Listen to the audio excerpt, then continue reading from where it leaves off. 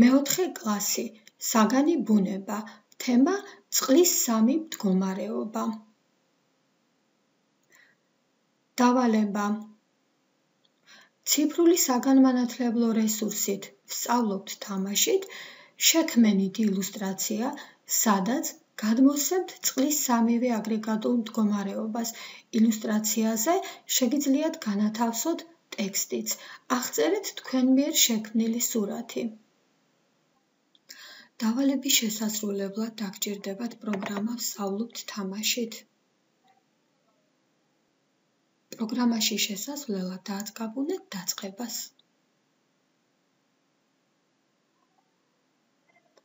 თქვენ უნდა შექმნათ ერთი ილუსტრაცია, ამიტომ სცენის აღნიშნულ სიმბოლოზე დააწკაბუნებით შეარჩიეთ ერთი სცენა.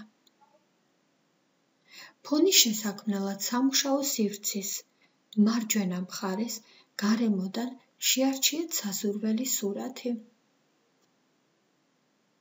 ფიგურის დასამატებლად აირჩიეთ გამოსახულება. შეარჩიეთ ფიგურა. ის შეიძლება იყოს ფერადი ან გასაფერადებელი, რომელშიც შემდგომში შეგიძლიათ ფერის ჩაღვრა.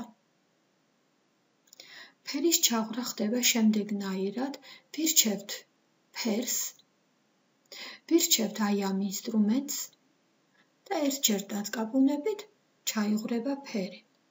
ასევე შეგიძლიათ გამოიყენოთ სამუშაო სივრცის მარცხენა მხარეს ან ფანქარი, ან ფუნჯი, შეარჩიოთ ასევე ფერი და მოხაზოთ ფიგურა.